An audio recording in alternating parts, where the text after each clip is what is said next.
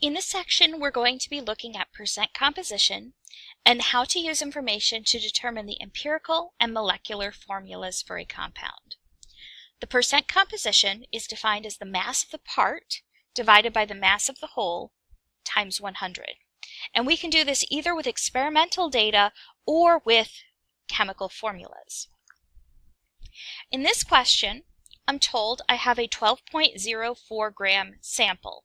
That is my entire sample. And it's broken apart and they figure out how much of each of the elements it contains. And it contains 7.34 grams of carbon, 1.85 grams of hydrogen, and 2.85 grams of nitrogen. And I want to know what the percent composition is for this compound. So I need to do that separately for each of the elements. For whichever element I'm looking at, I'm going to take the mass of that element. For carbon, 7.34, for hydrogen, the 1.85, for the nitrogen, 2.85. Goes in the numerator, that is the mass of the part for whichever one I'm looking at. And divide that by the mass of my entire sample, which in this case is 12.04. So they all have the same denominator. Divide the two, multiply by 100, and you have the percent composition. If you add all of these up, they should add up to approximately 100.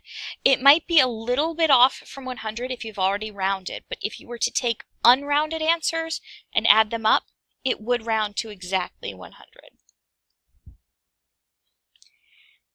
Here we have a chemical formula. Aspirin is C9H8O4, and we're looking for the percent composition for each of the elements. In this case, my entire sample is the aspirin. And the percent composition is not going to change based on what size sample I have, so we'll pick the size that's easiest to work with, which would be 1 mole. So the mass of my entire sample would just be the molar mass of C9H8O4. For each element, I need to look at how many atoms of them there are in one molecule. So carbon, C9, tells me there are 9 carbons for each entire molecule. So in 1 mole, I have 9 moles of carbon.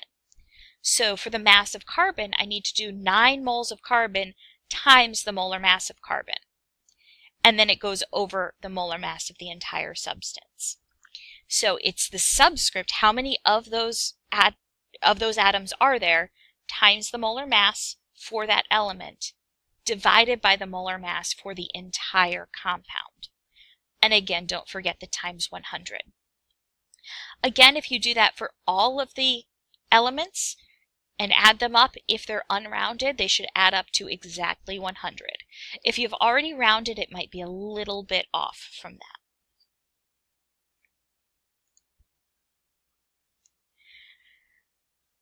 Calculating an empirical formula.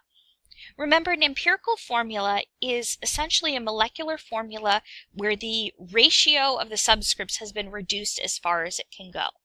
We can end up getting to molecular formulas, and we will do that in a couple of minutes. But to get the empirical formula, there are 4 main steps, and you don't necessarily always have to do all of them. It depends on what information you're given. If you're given the percent composition for a substance, you need to have a mass. So percent means out of 100, so it makes the most sense to assume that you have a 100 gram sample. That way, if you know 50% of it is carbon, you have 50 grams of carbon. So you need to have a mass for your sample for each element. If it's given to you, great. If it's not and you're given percents, just assume you have a 100 gram sample. Step 2, take that mass for each element and convert it into moles using the molar mass, just like we've done before. Now, quite often we're not going to have whole numbers for the number of moles that we happen to have in our sample.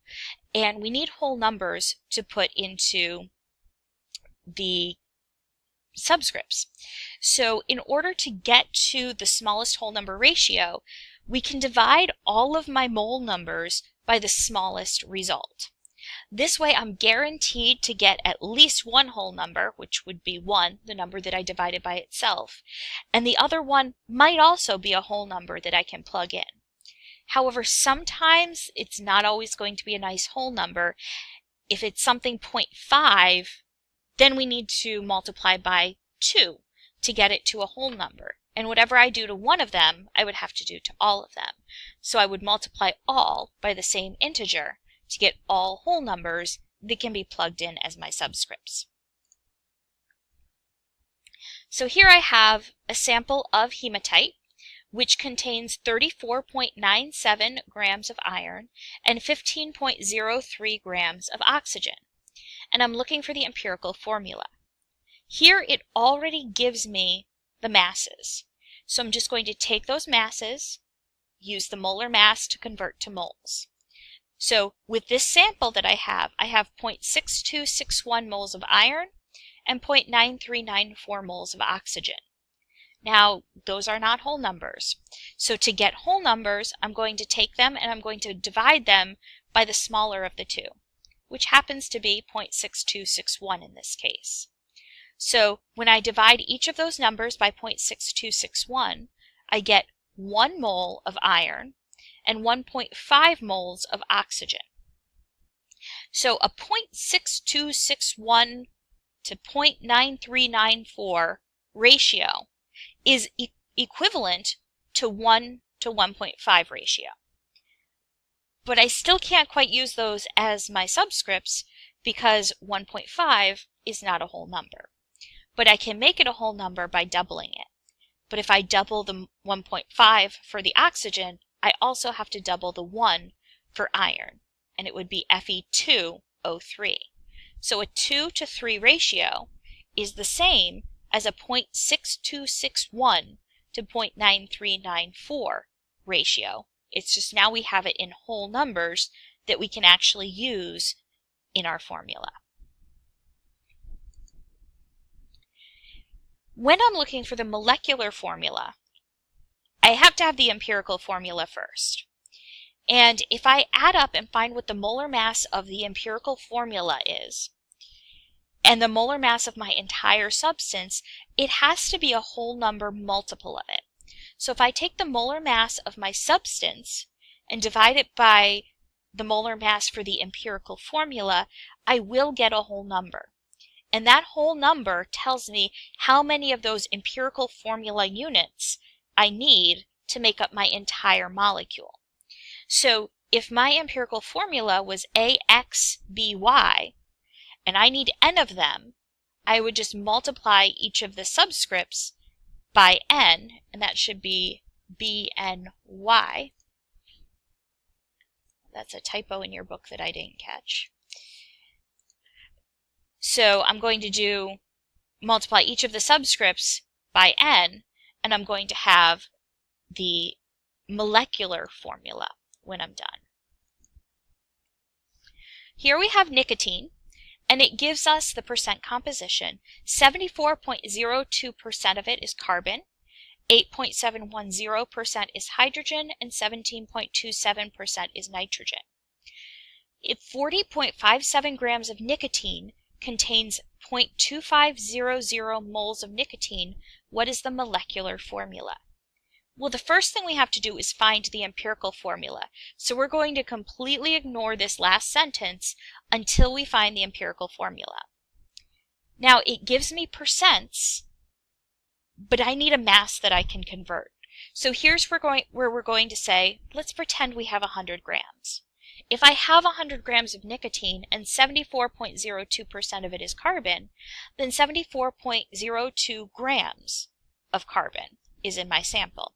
So I'm just going to take those percents, I'm going to change them to grams because I have a 100 gram sample, and then convert it to moles using the molar mass, which gives me 6.163 moles of carbon, 8.624 moles of hydrogen, and 1.233 moles of nitrogen.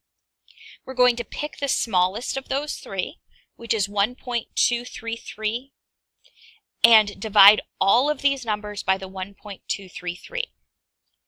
Now these aren't in the same order, but that's okay. If I take the 1.233 divided by itself, I get that there's 1 mole of nitrogen. The 6.163 moles of carbon divided by 1.233 gives me 4.998 moles of carbon, which rounds to 5.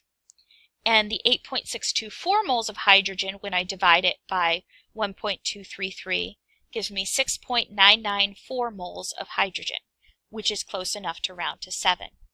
So my empirical formula is C5H7N. And if I find the molar mass of that, the mass of 1 mole of C5H7N would be 81.11578. Now this here tells me that 0.25 moles of nicotine has a mass of 40.57 grams. But I need the molar mass. So the molar mass by definition is the mass of 1 mole. So I can do a quick unit analysis. I'm trying to find the mass of 1 mole of nicotine. And I know that 40.57 grams equals 0.25 moles. So since I have moles, I'm going to put the moles on the bottom, the grams on the top. And I can find that the molar mass would be 162.28 grams. Now, to find that N value, what I need to multiply everything by, I'm going to take the molar mass of the entire compound, which is going to be the bigger one always, and divide it by the molar mass of the empirical formula. And when I do that here, I get 2. So that tells me I need 2 of these C5H7Ns in order to get my entire molecule.